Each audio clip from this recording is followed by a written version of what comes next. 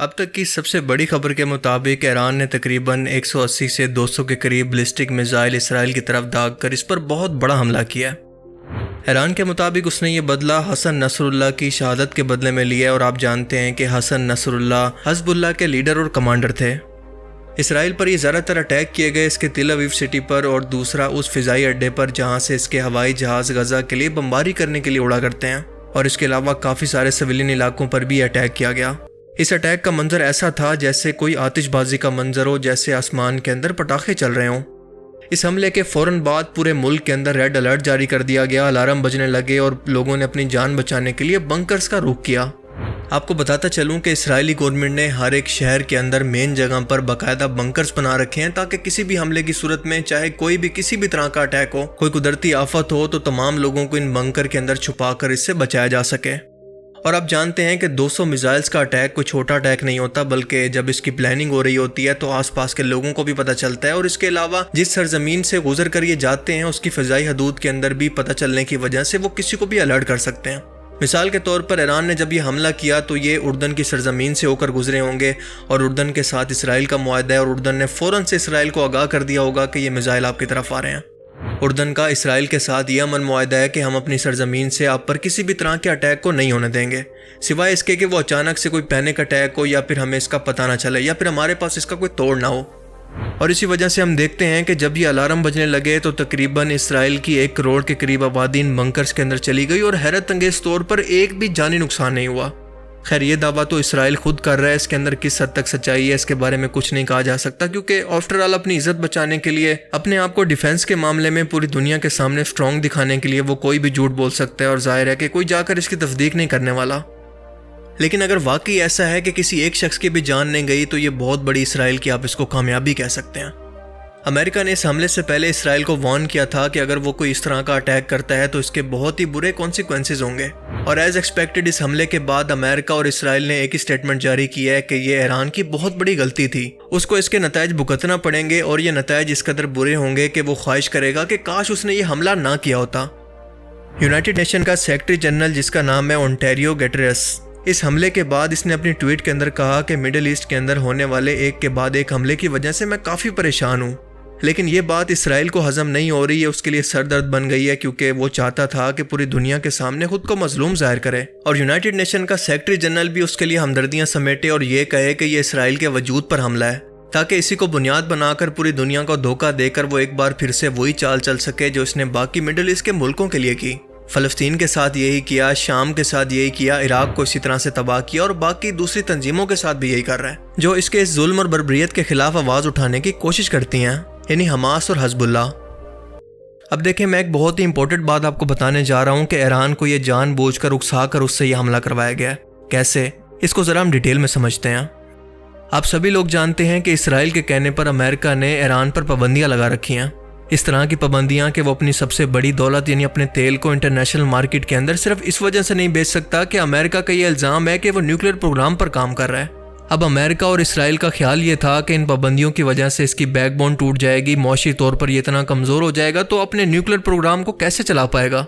लेकिन हमने इसका बिल्कुल उलट देखा कि इसकी इकोनॉमी को तबाह करने के बावजूद भी वो अपने न्यूक्लियर प्रोग्राम पर वैसे ही मुसलसल काम कर रहा था जैसे पाबंदियों से पहले, क्योंकि यूनाइटेड नेशन के मुल्कों के अलावा वो मिडिल ईस्ट के बाकी मुल्कों को और एशिया के मुल्कों को अपना तेल बेचकर गुजारा कर रहा था। खास तौर पर वो मुल्क जो कि अमेरिका और इसके इत्तेहादियों के मुखालिफ ब्लॉक के अंदर है, मसलन चाइना और रशिया। और इससे पहले की वीडियो के अंदर मैंने आपको बताया था कि मिडिल ईस्ट के अंदर अगर पावर बैलेंस हो जाता है, यानी इसराइल के बाद अगर ईरान भी न्यूक्लियर पावर बन जाता है, तो ये बहुत बड़ा मिसहैप होगा। इस एक खित्ते के अंदर 2 मुखालिफ ब्लॉक्स की पावर, यानी एक तरफ ईरान और दूसरी तरफ इसराइल, आमने सामने नहीं रह सकते। ये बिल्कुल ऐसे ही है कि जैसे एक म्यान के अंदर 2 तलवारें रखने की कोशिश करें और दोनों तलवारें एक दूसरे को काटना चाहती हैं। अमेरिका ने मिडिल ईस्ट को कंट्रोल करने के लिए इसराइल को इतनी पावर दी है, उसको खुला छोड़ दिया यहाँ पर बदमाशी करने के लिए, तो दूसरी तरफ चाइना ने और रशिया ने ईरान को ये कंट्रोल दिया है कि इस खित्ते के अंदर तुम अपनी डोमिनेंस कायम करो, बाकियों को हम देख लेंगे। तो अब आप ज़रा सोच कर बताएं कि इसराइल के पास आखिर इसके अलावा क्या ऑप्शन बाकी रह गया था कि वो ईरान को किसी भी तरह से इस पर हमला करके इसको उकसाने की कोशिश करे, और ईरान के हमला करने के बाद वही कार्ड खेले, यानी मजलूम बनकर दुनिया के सामने ये कहे कि मैं तो बस अपने वजूद पर हमला करने के बाद सिर्फ बदला ले रहा हूँ। और हम सभी लोग जानते हैं कि इसी बहाने को बुनियाद बनाकर उसने पहले फ़लस्तीन को तबाह किया, इराक को तबाह करवाया और उसके बाद लिबनान और यमन पर भी हमला किया। और सेम यही कार्ड वो बार बार ईरान के साथ भी खेल रहा है। सबसे पहले हमने देखा कि इसराइल ने जनरल सुलेमानी को शहीद करवाया, जो कि ईरान के अंदर काफ़ी पॉपुलर थे और इसराइल के सख्त मुखालिफ। इसके बाद हमने देखा कि ईरानी सदर इब्राहिम रईसी का हेलीकॉप्टर अचानक से किसी टेक्निकल खराबी की वजह से क्रैश कर गया और इसके अंदर उनकी शहादत हो गई। हालांकि बहुत सारे जियोपॉलिटिकल एनालिस्ट के मुताबिक ये कोई हादसा नहीं था, बल्कि प्री प्लान्ड एक एग्जीक्यूशन थी। और इसके बाद हमने देखा कि हमास के लीडर इस्माइल हानिया को अचानक से ईरान के अंदर हमला करके इनको शहीद कर दिया गया। ईरान इस्माइल हानिया की शहादत का बदला लेने के लिए बिल्कुल तैयार था, लेकिन अमेरिका ने बीच में टांग अड़ाई कि हम तुम्हें जमानत देते हैं कि अगर तुम इसराइल पर हमला नहीं करोगे तो इसके बाद मुकम्मल तौर पर खामोशी होगी। ईरान पर तो क्या, पूरे मिडिल ईस्ट खित्ते के अंदर कोई भी किसी तरह की कैजुअलिटी नहीं होगी, कोई भी हमला नहीं होगा। लेकिन हमने देखा कि अपनी फितरत के मुताबिक अमेरिका ने एक बार फिर से ईरान को धोखा दिया, इसकी पीठ के अंदर खंजर घोंप दिया। क्योंकि इसके बाद सबसे पहले पेजर अटैक्स के जरिए इसने हजबुल्ला के कमांडर्स को, जो कि ईरान की बैकबोन एक प्रॉक्सी है और गजा के मुसलमानों की मदद करने के लिए इन पर अटैक कर रही थी, इनको ख़त्म किया। और इसके बाद लिबनान के अंदर ही हसन नसरुल्लाह पर हमला करके इनको शहीद कर दिया गया, जो कि हजबुल्ला के सबसे बड़े कमांडर थे। इस हमले के बाद ईरान ने यह सोच लिया कि बस बहुत तमाशा हो गया, इससे ज़्यादा हम बर्दाश्त नहीं कर सकते। मतलब मुसलसल इसराइल ईरान को बुली करता रहा कि ये किसी ना किसी तरह से हम पर हमला करे और हम वही मजलूमियत का कार्ड इस्तेमाल करके इस पर अचानक से फैसला कौन अटैक करें। अब इसराइल ईरान से ये हमला 3 वजह से करवाना चाहता था। पहली वजह तो ये थी कि सबसे पहले हजबुल्ला पर हमला करके इसके पूरे नेटवर्क को ख़त्म कर दे, क्योंकि गजा के अंदर वो इसको काफ़ी ज़्यादा डिस्ट्रैक्ट कर रहा था। एक तरफ से इसराइली आर्मी गजा के अंदर फ़लस्तीन के अंदर मौजूद हमास से लड़ रही थी, तो दूसरी तरफ से हजबुल्ला इनको रॉकेट्स के जरिए परेशान कर रहा था।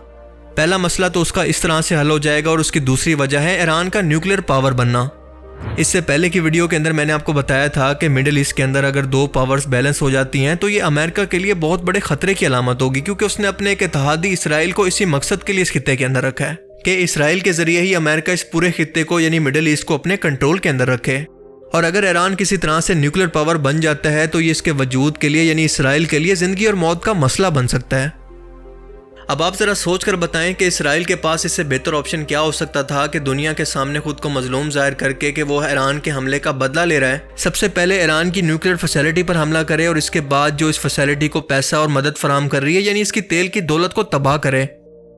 और आप देखेंगे कि बहुत जल्द अमेरिका और इसराइल जब ये ऑपरेशन शुरू करेंगे, बदला लेने की बात करेंगे, तो सबसे पहले इन्हीं 2 चीज़ों को अटैक करेंगे। एक ईरान की न्यूक्लियर फैसिलिटी और दूसरा इसकी तेल की दौलत यानी इसके ऑयल रिजर्व्स को टारगेट करेंगे।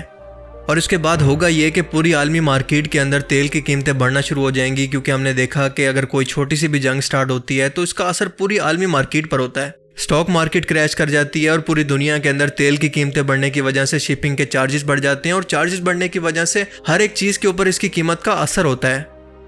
मिसाल के तौर पर रशिया यूक्रेन की मिसाल ले लें और इस जंग की वजह से तकरीबन 1 साल का टाइम गुजरने के बावजूद भी तेल की कीमतें मुसलसल बढ़ी हुई हैं। हालांकि पूरी दुनिया इस जंग के अंदर शामिल नहीं है, लेकिन इसके असरात पूरी दुनिया तक पहुंच रहे हैं। अब ये बात ज़रा गौर से समझ लें कि ईरान के 2 मेन टारगेट्स पर हमला करने के बाद यानी इसकी न्यूक्लियर फैसिलिटी पर और दूसरा इसके ऑयल रिजर्व को टारगेट करने के बाद इसराइल के प्लान के मुताबिक जब वो ईरान को अंदर से तोड़ देगा तो इसने एक 5th जनरेशन वॉर का प्लान भी तैयार कर रखा है। इसके मुताबिक इसराइल ईरान का बिल्कुल इराक जैसा हाल करना चाहता है कि इस मुल्क के अंदर मौजूदा गवर्नमेंट के खिलाफ बगावत करवा दे और इस बगावत की वजह से ये मुल्क मुकम्मल तौर पर टूट जाएगा। क्योंकि हम मुसलसल देख रहे हैं कि शाह ईरान का बेटा मुसलसल इस मुल्क के अंदर बगावत के लिए लोगों को उकसा रहा है, बार बार सोशल मीडिया पर मौजूदा हुकूमत के खिलाफ लोगों को उकसा रहा है कि मौजूदा हुकूमत पूरी दुनिया के खिलाफ है या फिर ख़ास तौर पर अमेरिका के खिलाफ है। हालांकि अमेरिका हमारा दुश्मन नहीं है, लिहाजा तुम लोग इस मौजूदा हुकूमत के खिलाफ खड़े हो जाओ और एक बार फिर से मुझे इक़्तिदार के अंदर ले आओ। और अमेरिका और इसराइल की फेवर के अंदर भी यही बंदा है। लेकिन ये तो अमेरिका और इसराइल का प्लान है, ज़रूरी नहीं है कि ये लोग जो भी सोचें वो उसको एग्जीक्यूट भी कर लें। होगा वही जो कि अल्लाह की मर्जी होगी। और दूसरी तरफ हमें ईरान को भी हल्के में नहीं लेना चाहिए, क्योंकि इसने जो हिम्मत की है पूरी दुनिया के मुस्लिम ममालिक में से वो हिम्मत कोई भी नहीं कर सका। इसने वो हिम्मत की है जो कि पूरी मुस्लिम दुनिया का कोई भी हुक्मरान नहीं कर सका कि मैं जालिम बादशाह के सामने, फ़िरौन के सामने सर नहीं झुकाता, मैं सिर्फ एक अल्लाह के सामने झुकता हूँ, सिर्फ उसके सामने सर झुकाता हूँ, तुम लोगों की कोई औकात नहीं। ये कितनी बड़ी हिम्मत की बात है जिसके लिए ईरान को दाद देनी चाहिए। अब तक के इतलात के मुताबिक अमेरिका ने इसराइल के कहने पर अपने नेवल शिप इसकी तरफ रवाना कर दी हैं ताकि इसका बदला किसी मखसूस टाइम पर ले सके। लेकिन ईरान ने इसके जवाब के अंदर कहा है कि ये तो सिर्फ एक ट्रेलर था, अगर हम पर हमला करने की कोशिश की गई तो इससे ज़्यादा सख्त जवाब देंगे। देखें, अब सूरत हाल ये है कि अगर आमने सामने खड़े होकर जंग की बजाय ये दोनों एक दूसरे पर इसी तरह से फिजाई अटैक करते हैं, किसी मखसूस टारगेट्स पर हमला करने के बाद बात को रफा दफा कर देते हैं और इसके सिविलियन लोगों को टारगेट नहीं करते, तो बात रफा दफा हो सकती है। लेकिन अगर मंसूबे के मुताबिक ईरान की न्यूक्लियर फैसिलिटी पर हमला किया गया, इसके ऑयल रिजर्व को तबाह किया गया और इसके सिविलियन लोगों को निशाना बनाया गया, तो ये बाकायदा जंग का ऐलान होगा। अगर ऐसा होता है तो इसके बाद तो पूरी दुनिया के अंदर वर्ल्ड वॉर 3 शुरू होने से कोई नहीं रोक सकता, जिसमें एक तरफ तो ईरान और इसके इत्तेहादी होंगे जिसके अंदर चाइना और रशिया शामिल हैं, तो दूसरी तरफ दूसरे ब्लॉक के अंदर होंगे अमेरिका, इसराइल, जर्मनी, यूके और फ्रांस वगैरह।